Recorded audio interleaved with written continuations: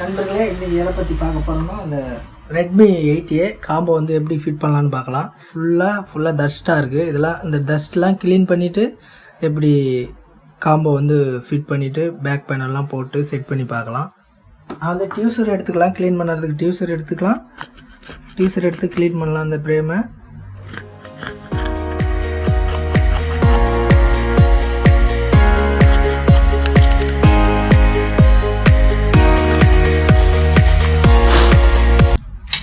இல்லைன்னா ஒரு நைஃப் கத்தி எடுத்து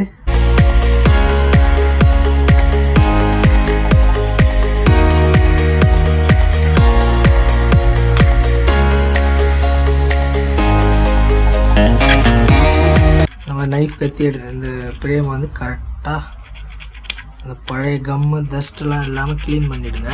அப்போ தான் கம்மு போட்டு நம்ம ஃபிக்ஸ் பண்ணும்போது டிஸ்பிளே நல்லா ஸ்ட்ராங்காக அந்த கம் வந்து பிடிக்கும் ஃப்ரேமை.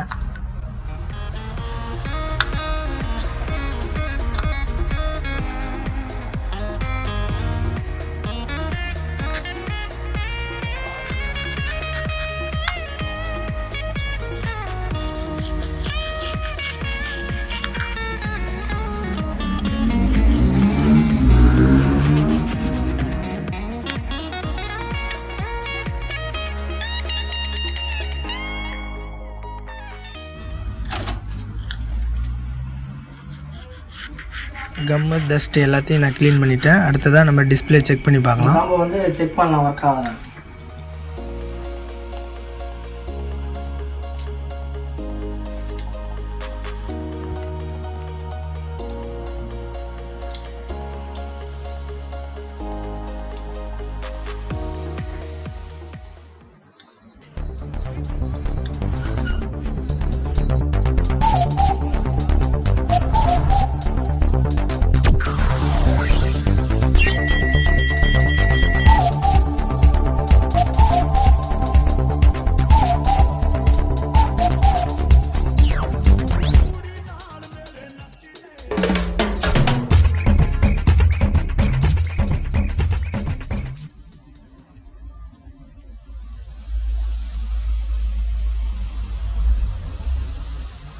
ஓகே, டச்செலாம் நல்லா ஒர்க் ஆகுது.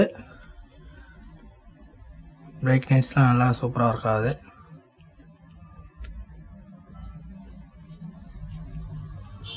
டிஸ்பிளே நல்லா குவாலிட்டி.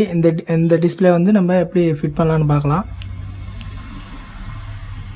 மொபைல் வந்து ஆஃப் பண்ணிடலாம்.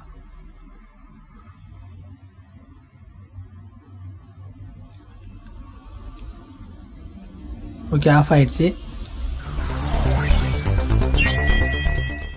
இப்போ வந்து இந்த ஃப்ரேமில் கம்லாம் வந்து அதிகமாக இல்லாத கரெக்டாக கம்மு போட்டு எப்படி டிஸ்பிளே வந்து செட் பண்ணணும்னு பார்க்கலாம்.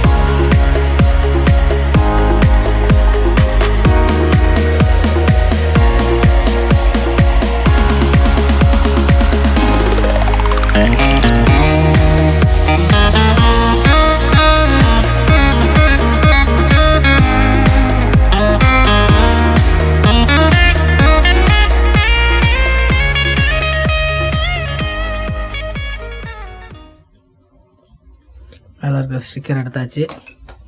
இப்போ வாங்க டிஸ்பிளேவை ஃபிட் பண்ணலாம்.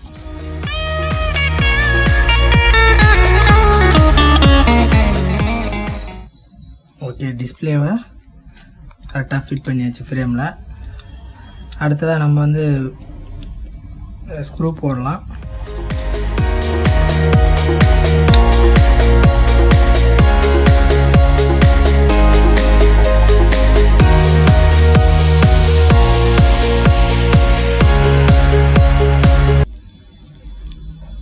இப்போ கிரில் போட்டாச்சு. அடுத்ததாக நம்ம இதுக்கு மொத்தமாக எல்லாத்துக்கும் ஸ்க்ரூ போட்டு பேக் பேனல் செட் பண்ணும்போது பார்க்கலாம்.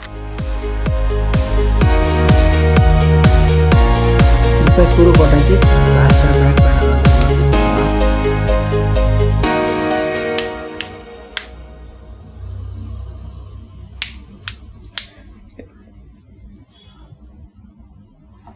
சிம் ஸ்லாட்டையும் போட்டுடலாம். அடுத்ததாக நம்ம லப்பர் போட்டு வச்சிடலாம். ஒரு 10 நிமிஷம் கழிச்சு எடுத்து பார்க்கலாம் டிஸ்பிளே எப்படி இருக்குன்னு.